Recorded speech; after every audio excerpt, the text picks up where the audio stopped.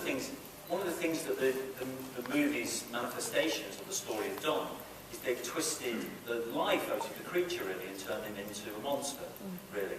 And all the mannerisms and tics that we've all grown up with, and some of them are wonderful, you know, and some of it's very pleasurable what the movies have done with the creature, but some of them are not so, and you need to redress that, really, and because obviously in the book, as obviously you've all read it, and you all know, he has, not only does he have a voice, he is a very articulate voice, and a highly intelligent person he is as well, and we wanted to do that, and we thought the best way to do that is to start with his birth, so that you literally see the point of view of the creature first. You weren't worried about taking out the motivation of Frankenstein in the first place? Because that sort of sets up the motivation for why he creates it, in the book anyway.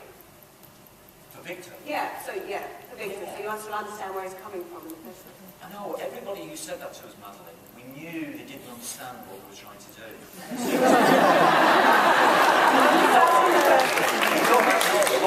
Which is people say, you get used to it, because I work in the movie business, and you get used to it in America. People say things to you, and you just know that's not what we're going to do. We're not doing that. The whole point about doing this is we're going to start with a creature, and he's just born. And we will have a little bit of Victor at the beginning, that's fine, but then he's going to disappear for 40 minutes, and then he's going to play catch-up.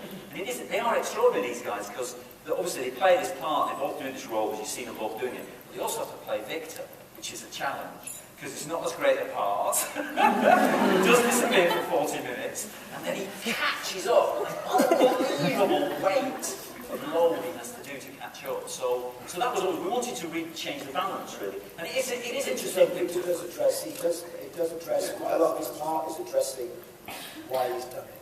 And there's the wonderful, you know, the part where Elizabeth says, "Well, why did you do it?" And he's like, "What?" Because he's obsessed with science. The great overhanging, you know, spectre of science throughout the whole play, and it really stumps him. And someone's like, "Why did you do that?" I think talking about nature is great. Yeah.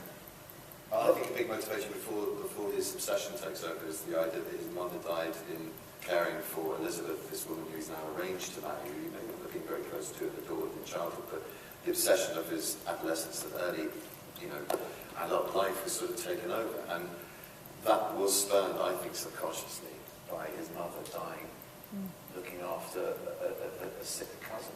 And the idea then of losing someone who gave you life, how do you then reverse that when you try to create life out of death? And so I think it's very vital, that moment where his father is bowing down and he says, when your mother was dying, he goes, no, don't bring her into this, because for him that's everything. That's why he got started. And he tells Will in the craft why he's obsessed, how he became obsessed.